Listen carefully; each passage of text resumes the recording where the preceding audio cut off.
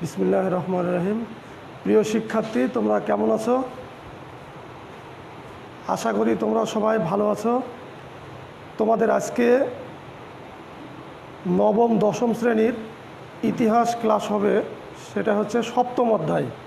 তোমাদের ইতিমধ্যে তোমরা জেনে গেছো যে এর আগে তোমাদের বাড়ির পড়া দেওয়া ছিল যে সপ্তম অধ্যায় থেকে তোমরা রিডিং পড়বে বই থেকে। তাহলে আমি যদি ওই অধ্যায় যদি পড়াই তাহলে তোমাদের জন্য খুব সুবিধা হবে।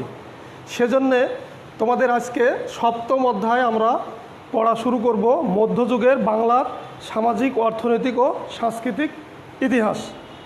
হ্যাঁ, তাহলে চলো আমরা এখন যাই, এই সপ্তম অধ্যায়ে পড়াতে চলে যাই। তোমরা একটু পৃষ্ঠা দেখো, 92 থেকে 94 পৃষ্ঠা। হ্যাঁ, তাহলে আমরা আজকে মধ্যযুগে বাংলার সামাজিক, অর্থনৈতিক ও সাংস্কৃতিক ইতিহাস সম্বন্ধে আলোচনা করব। তাহলে প্রিয় শিক্ষার্থী, আসো আমরা আলোচনা যাওয়ার আগে একটু চিত্রগুলো দেখে নিই। আমার হাতের দিকে একটু লক্ষ্য করো, চিত্রগুলো দেখো। দেখো, প্রথমে দেওয়া আছে বড় সোনা মসজিদ গৌড়, হ্যাঁ, তারপরে ছোট সোনা মসজিদ গৌড়, তারপরে কি দেওয়া আছে হোসেনি দালান, তারপরে দেখো দেওয়া আছে খান জাহান আলীর সমাধি বাগেরহাট। হ্যাঁ, এই যে আমরা সপ্তম অধ্যায় আজকে পড়ব, এই সপ্তম অধ্যায়ের এই চিত্রগুলো আমাদের কাজে লাগবে।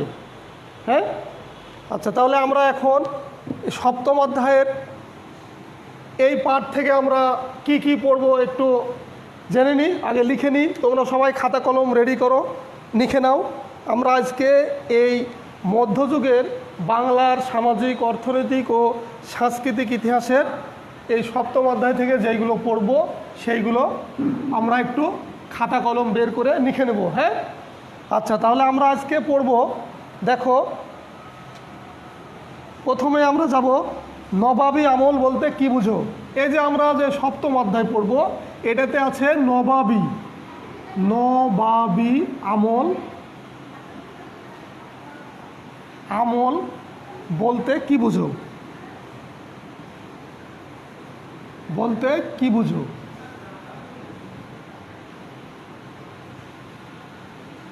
2 নম্বরে যাব কৃষিকে বাংলার অর্থনৈতিক, কৃষিকে বাংলার অর্থনৈতিক, অর্থনৈতিক সমৃদ্ধির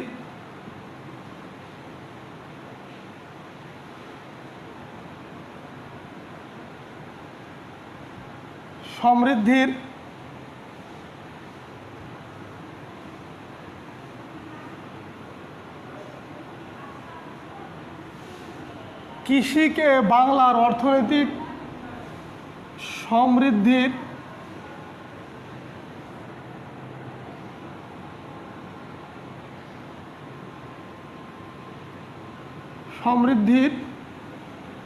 মূল উৎস বলা হয় কেন?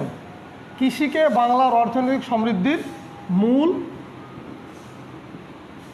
উৎস বলা হয় কেন? এই যে আমরা সপ্তম অধ্যায় পড়ছি, এই সপ্তম অধ্যায়ের আমরা যে প্রশ্নগুলো লিখছি সবাই মনোযোগ দিয়ে প্রশ্নগুলো লিখে নাও। তারপরে কোন মধ্যযুগকে মোগলদের স্বর্ণযুগ বলা হয়?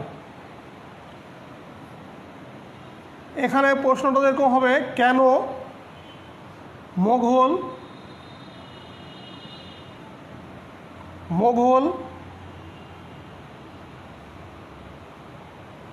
কোন মধ্যযুগকে মোগল স্বর্ণযুগ বলা হয়, এরকম প্রশ্ন হবে। কোন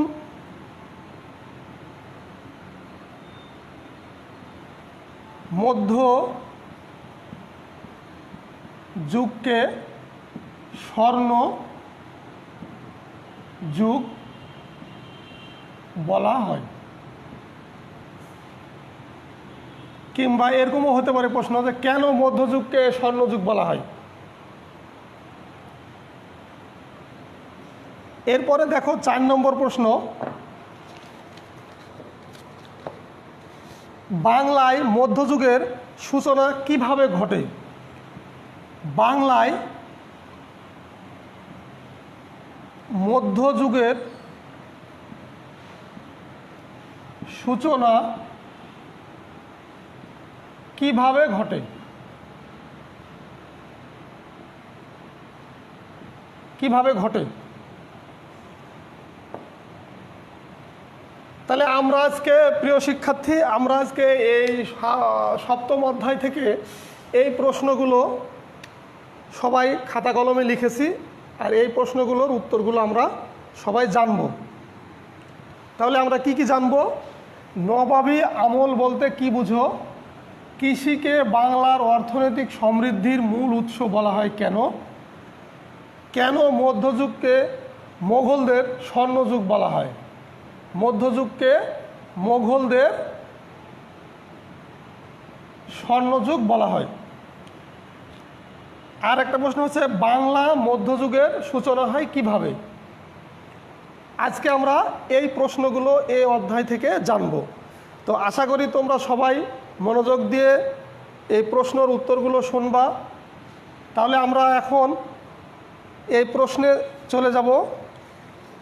তো তার আগে দেখো আরেকটা প্রশ্ন, বর্ণ প্রথা কি? এই অধ্যায়ে আরও দুটো প্রশ্ন ইম্পর্টেন্ট আছে। বর্ণ প্রথা, বর্ণ প্রথা কি?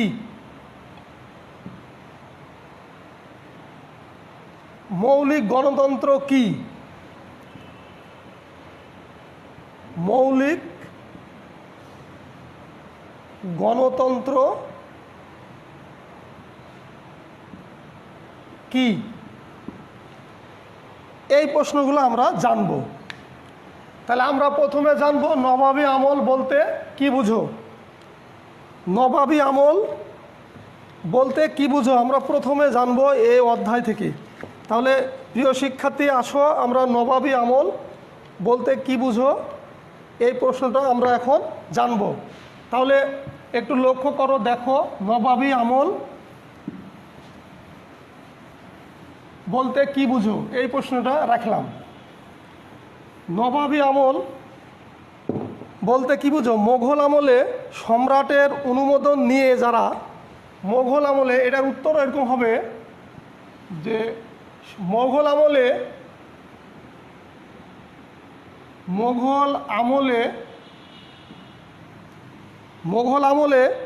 সম্রাটের অনুমোদন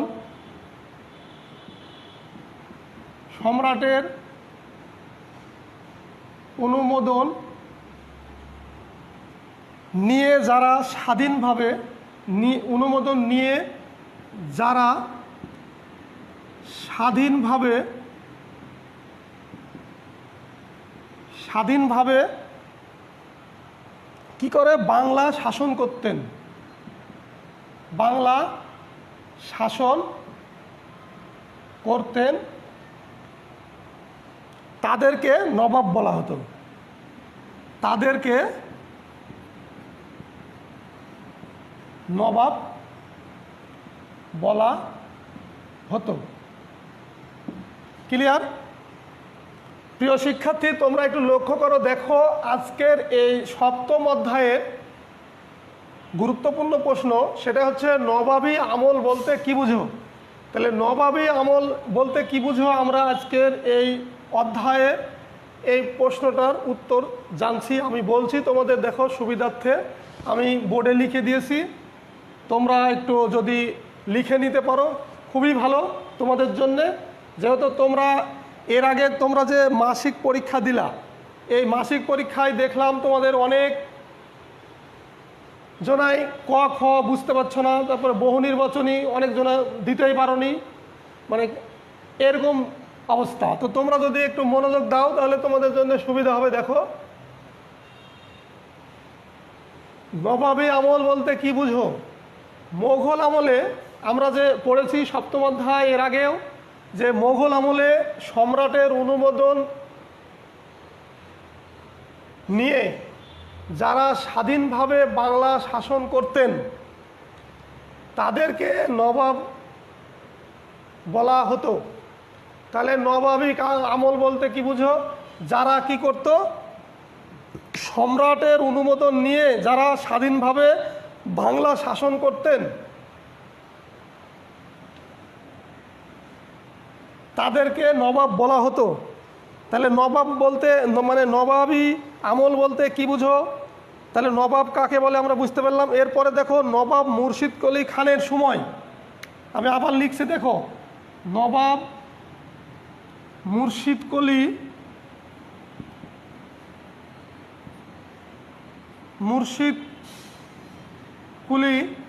নবাব মুর্শিদ কুলির খানের সময়, মুর্শিদ কুলি খানের সময় হতেই বাংলা স্বাধীন কি হয়? বাংলা সুবা প্রায় স্বাধীন হয়ে পড়ে।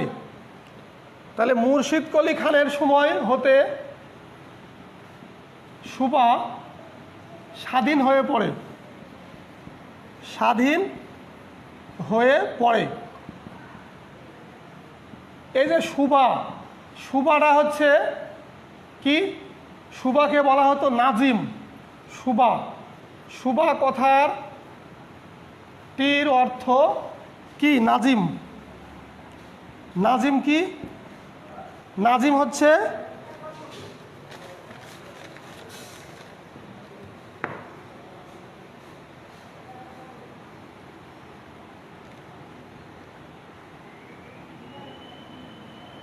নিজামতের প্রধানকে বলা হতো নাজিম।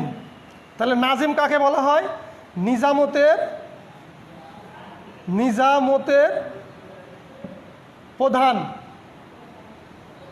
প্রধানকে নাজিম বলা হতো, নাজিম বলা হতো। প্রিয় শিক্ষার্থী, তাহলে আমাদের 1 নম্বর প্রশ্ন আমরা উত্তর পেয়ে গেলাম। আমি তোমাদের সুবিধার্থে আরেকবার প্রশ্ন দেখো লিখেছি উত্তর, তোমাদেরকে আরেকবার আমি পড়ে শুনিয়ে দিচ্ছি। দেখো, মোগল আমলে সম্রাটের অনুমোদন নিয়ে যারা স্বাধীনভাবে বাংলা শাসন করতেন তাদেরকে নবাব বলা হতো। আর কি? মুর্শিদ কুলি খানের সময় হতে সুবা স্বাধীন হয়ে পড়ে। সুবা কথাটির অর্থ হচ্ছে নিজামতের প্রধানকে কি বলা হয়? নাজিম বলা হয়। তাহলে আমরা এই যে নবাবী আমল বলতে কি বুঝো? নবাবী আমলের সময় যে মুর্শিদ কুলি যে শাসন করত সেটা কি, তাকে কি বলা হতো? নাজিম। এইগুলো সম্বন্ধে আজকের এই পাঠ থেকে জানলাম। এরপরে আমরা যাব দ্বিতীয় প্রশ্ন। দ্বিতীয় প্রশ্নে আমরা এখন যাব, দেখো, বর্ণপ্রথা কি? 2 নম্বর প্রশ্ন, বর্ণপ্রথা কি? হ্যাঁ, এই অধ্যায়ের এরকম প্রশ্ন থাকতে পারে সৃজনশীল প্রশ্নে, যে দেখা গেল যে 1 নম্বরে ক দেওয়া আছে যে বর্ণপ্রথা কি। এই 1 নম্বরে ক এর এই বর্ণপ্রথা কি যখন দেওয়া থাকবে তখন তো তোমরা যদি এই ক্লাসের সাথে ইনক্লুড না থাকো তাহলে তো তোমরা বলতে পারবে না। তো তাহলে আমরা এখন জানব বর্ণপ্রথা কি। হ্যাঁ, তাহলে বর্ণপ্রথা হিন্দু সমাজে প্রচলিত বর্ণপ্রথা হচ্ছে বর্ণপ্রথা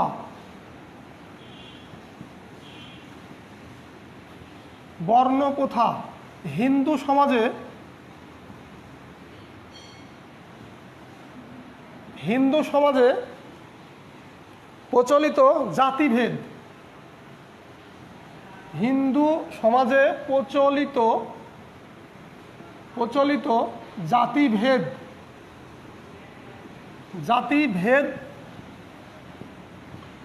প্রথাকে কি বলে? বর্ণপ্রথা বলে।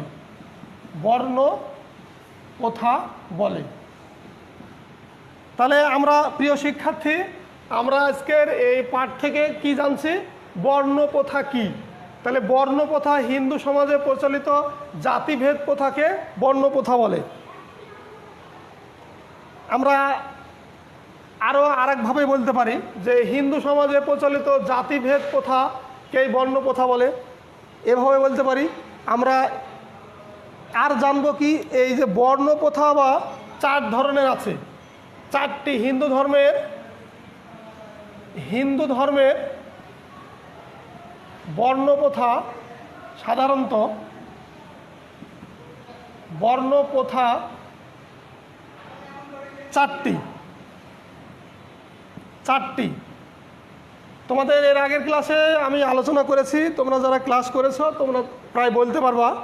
এই যে বর্ণ প্রথা হিন্দু ধর্মের, দেখো হিন্দু সমাজে প্রচলিত জাতিভেদ প্রথাকে বর্ণ প্রথা বলে। আর হিন্দু ধর্মের এই বর্ণ প্রথা কি 4টি। কয়টি? 4টি। তাহলে একটি হচ্ছে কি, তোমরা সবাই বলতে পারবা অবশ্যই, কি একটি? ব্রাহ্মণ।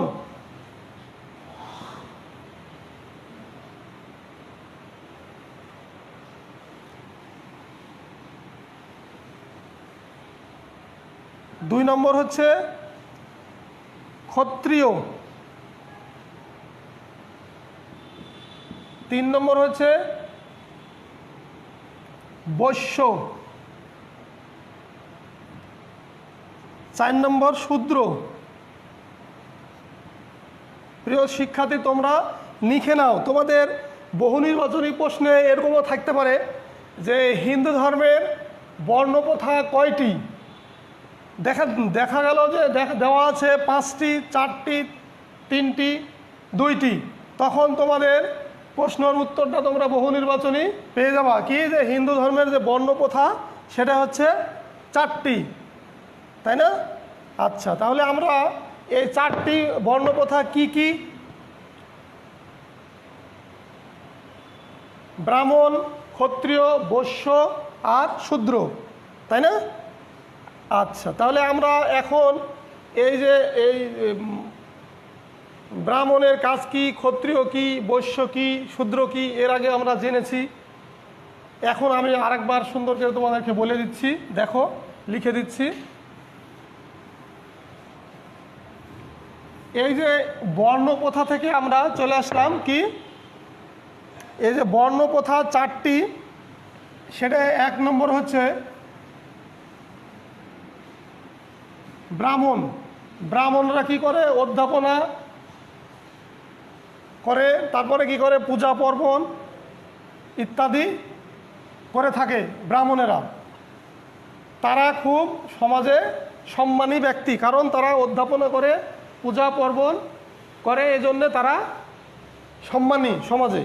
তারপরে আমরা 2 নম্বরে যাব। দেখো প্রিয় শিক্ষার্থী, তোমরা লক্ষ্য করো, 2 নম্বরে যাব ব্রাহ্মণ গেল, সরি। এরপরে যাব ক্ষত্রিয়। ক্ষত্রিয় কারা? ক্ষত্রিয় হচ্ছে, লক্ষ্য করো,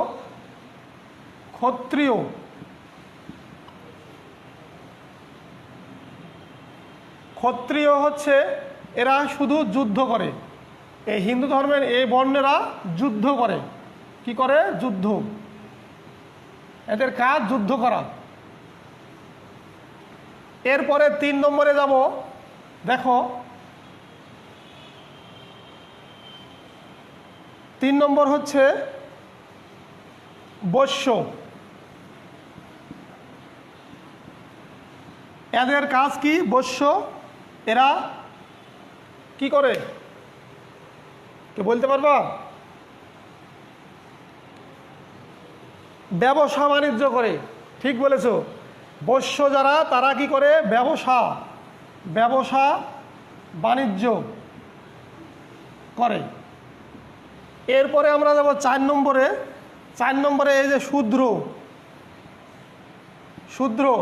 এদের কি কাজ?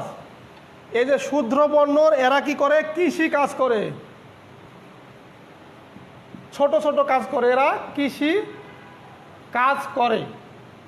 তাহলে আমরা আজকে এই বর্ণ প্রথা কি এই যে হিন্দু সমাজে প্রচলিত জাতিভেদ প্রথাকেই যে আমরা বর্ণ বলে জানি, আর বর্ণ সাধারণত চারটি: ব্রাহ্মণ, ক্ষত্রিয়, বৈশ্য, শূদ্র। প্রিয় শিক্ষার্থী, তোমাদের এরপরে যাব 3 নম্বর প্রশ্নে। তোমরা একটু মনোযোগ দিয়ে যদি শোনো তাহলে তোমাদের বাসায় থেকে যদি লিখো তাহলে তোমাদের জন্য সামনের পরীক্ষাগুলো খুব সহজ হবে, কারণ তোমাদের পাঠ্য বই থেকে পরীক্ষা নেওয়া হয় পাঠ্য বই থেকে। এরপরে আমরা প্রশ্ন যাব মৌলিক গণতন্ত্র কি। 3 নম্বর প্রশ্ন, মৌলিক গণতন্ত্র কি। তোমাদের সৃজনশীল প্রশ্নে এরকম প্রশ্ন দেওয়া থাকে যে মৌলিক গণতন্ত্র কি। তাহলে মৌলিক গণতন্ত্র কি?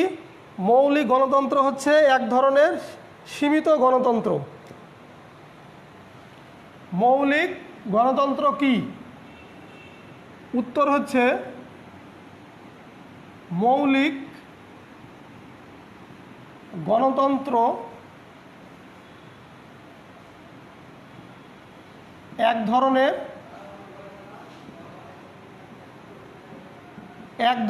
কি?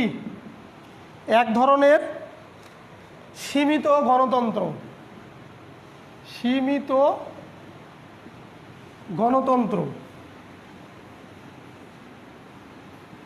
এক ধরনের সীমিত গণতন্ত্র।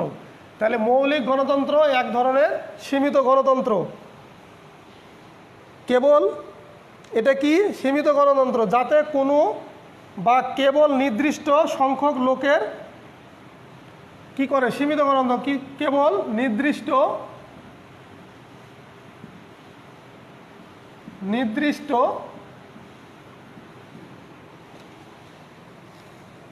সংখ্যক লোকের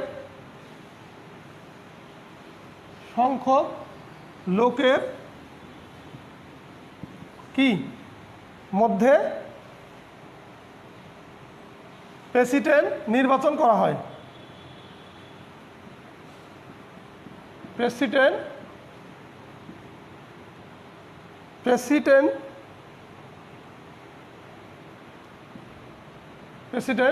নির্বাচন করা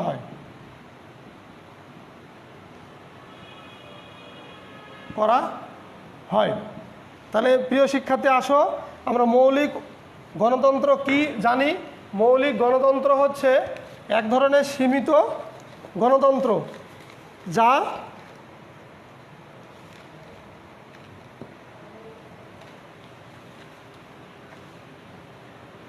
কেবল নির্দিষ্ট সংখ্যক লোকের মাধ্যমে প্রেসিডেন্ট নির্বাচন করা হয়। তাহলে আমরা মৌলিক গণতন্ত্র কি? মৌলিক গণতন্ত্র যে এক ধরনের সীমিত গণতন্ত্র, কেবল নির্দিষ্ট সংখ্যক লোকের মাধ্যমেই প্রেসিডেন্ট নির্বাচন করা হয়, জানলাম। আচ্ছা, এরপরে আমরা যাব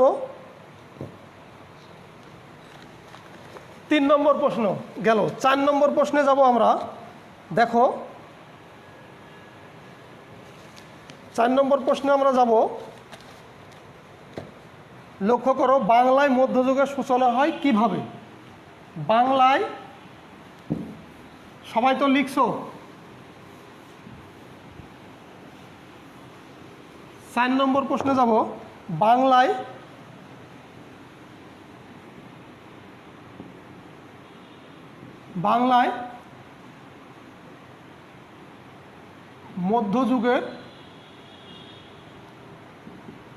মধ্যযুগের সূচনা হয় কিভাবে?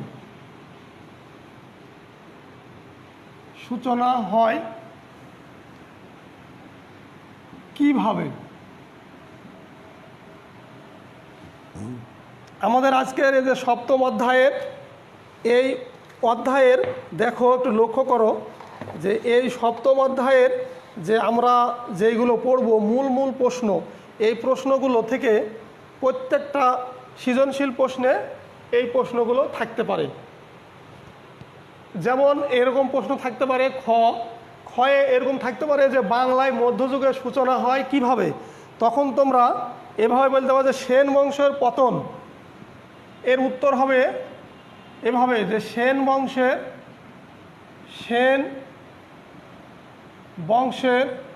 পতন। এখানে বাংলায় মধ্যযুগের সূচনা হয় কিভাবে?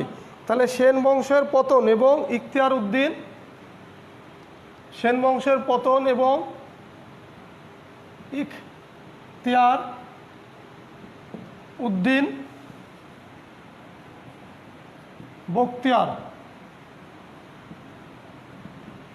সেন বংশের পতন হয়, পতনের পরে কি হয়? পতন এবং ইখতিয়ার উদ্দিন বখতিয়ার কি হলো? বখতিয়ার খলজির বঙ্গ বিজয়ের মাধ্যমে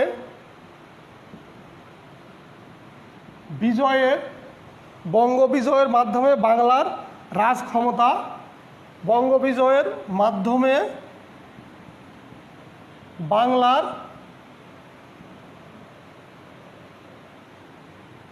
বাংলার মুসলমানদের কি হলো?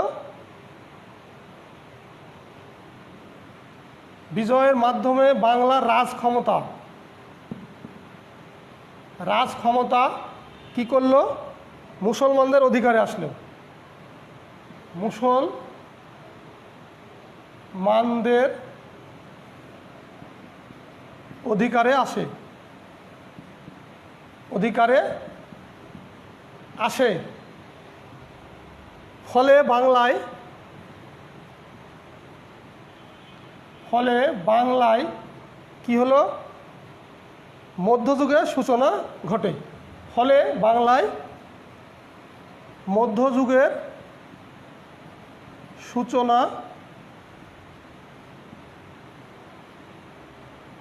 ঘটে। মুসলমানদের আগমনের পূর্বে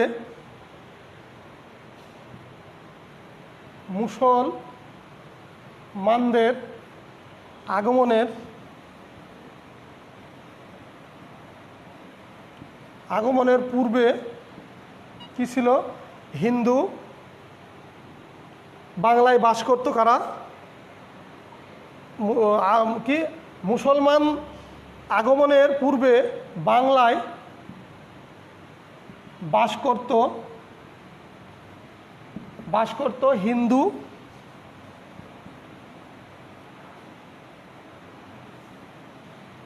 কি বাস করত? বাংলায় বাস করত হিন্দু ও বৌদ্ধ ধর্মাবলম্বী মানুষ।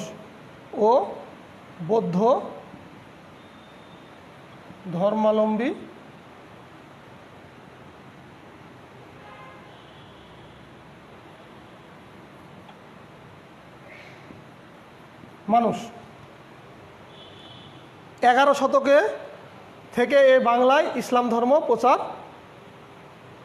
11 শতকের। আচ্ছা, তাহলে এই প্রশ্নটা আমি এরপরে যাচ্ছি, আগে এতটুকু আগে দেখে নাও। দেখো, বাংলায় মধ্যযুগের সূচনা হয় কিভাবে? প্রিয় শিক্ষার্থী, তোমরা একটু লক্ষ্য করো, তোমাদের সুবিধার্থে আমি উত্তরগুলো লিখেছি এবং আমি আবার তোমাদেরকে সুন্দর করে বলে দিচ্ছি। দেখো, সেন বংশের এখানে দেখো বাংলায় প্রশ্নটা দেখো, বাংলায় মধ্যযুগের সূচনা হয় কিভাবে? প্রশ্নটা উত্তর হবে সেন বংশের পতন। তারপরে কি হলো? যখন সেন বংশের পতন হলো তখন ইখতিয়ার উদ্দিন বখতিয়ার খলজির বঙ্গ বিজয়ের মাধ্যমে বাংলার রাজ ক্ষমতা, বাংলার যে রাজ ক্ষমতা সেটা মুসলমানদের অধিকারে আসে।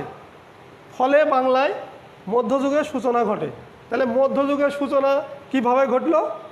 ক্লিয়ার? এরপর মুসলমান, জানা যায় যে মুসলমানদের পূর্বে এই বাংলায় বাস করত কারা? হিন্দু ও বৌদ্ধ ধর্মাবলম্বী মানুষেরা। তাহলে আমাদের এই 4 নম্বর প্রশ্ন তো কি কোনো জড়তা থাকলো? প্রিয় শিক্ষার্থী, আরেকবার বলি, তোমাদের সৃজনশীল প্রশ্ন কিন্তু এ ধরনের প্রশ্ন থাকবে। খ দেখো 2 নম্বর, মানে অনেক সময় সৃজনশীল প্রশ্নে খ এরকম দেওয়া থাকবে যে বাংলায় মধ্যযুগের সূচনা হয় কিভাবে। খুব সহজ কিন্তু প্রশ্নটা। এরপরে এর উত্তর দেখো আমি লিখে দিয়েছি, তোমরা লিখে নাও। আমি একবার বলে দিলাম, লিখে দিলাম, আর কি থাকে প্রশ্নে? আচ্ছা, তাহলে তোমাদের বাড়ির কাজে যাব আমি। এরপরে তোমাদের পরবর্তী ক্লাস অষ্টম অধ্যায় রিডিং পড়বা তোমরা। আর তোমাদের বাড়ির কাজ একটা সৃজনশীল প্রশ্ন আমি বলে দিই। তোমাদের সিট দেওয়া আছে অফিসে, এই সপ্তম অধ্যায়ের সিট দেওয়া আছে, তোমরা অফিসে নিতে পারো। আর আমি তোমাদের এখন বাড়ির একটা কাজ দিচ্ছি, সৃজনশীল প্রশ্ন।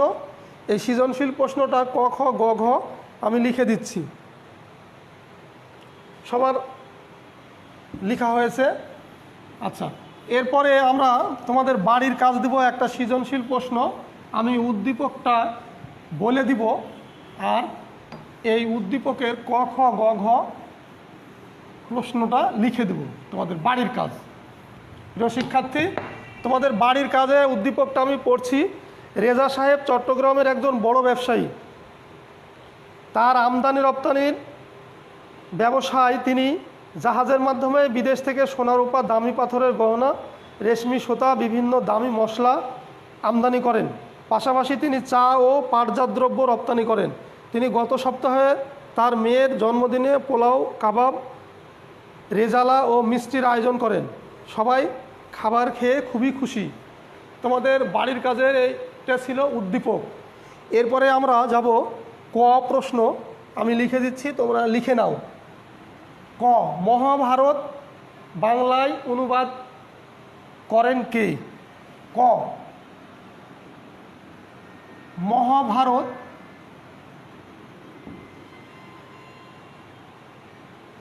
মহাভারত বাংলায় অনুবাদ করেন কে?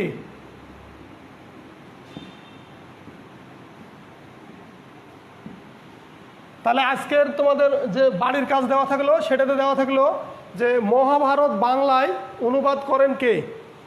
খুব সহজ প্রশ্ন। এরপরে খ, কৃষিকে বাংলার অর্থনৈতিক সমৃদ্ধির মূল উৎস বলা হয় কেন? খ,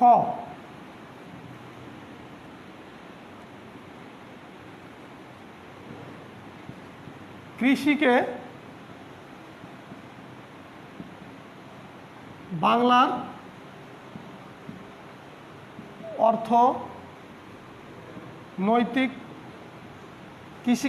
অর্থনৈতিক সমৃদ্ধির মূল উৎস বলা হয় কেন?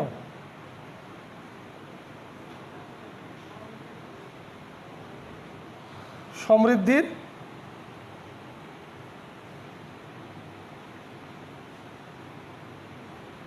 মূল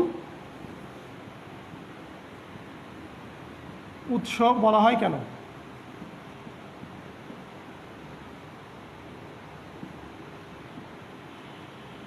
কৃষিকে বাংলার অর্থনৈতিক সমৃদ্ধির মূল উৎস বলা হয় কেন? এরপরে যাব গ। গ এ হচ্ছে প্রশ্ন, রেজা সাহেবের বাড়ির খাওয়া দাওয়ার সঙ্গে রেজা সাহেবের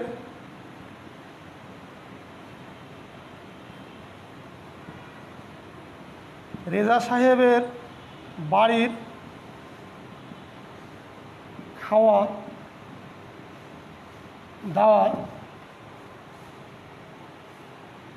দাওয়ার সঙ্গে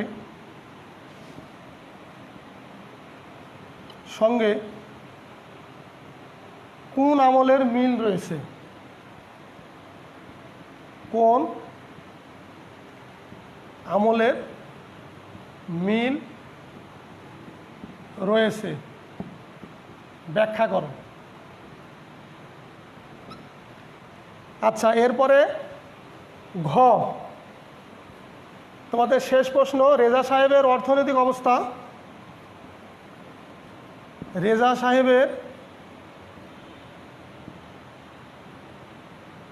অর্থনৈতিক অবস্থা উক্ত আমলের চেয়ে কি সমৃদ্ধি ছিল? কি সমৃদ্ধি ছিল? ব্যাখ্যা করো।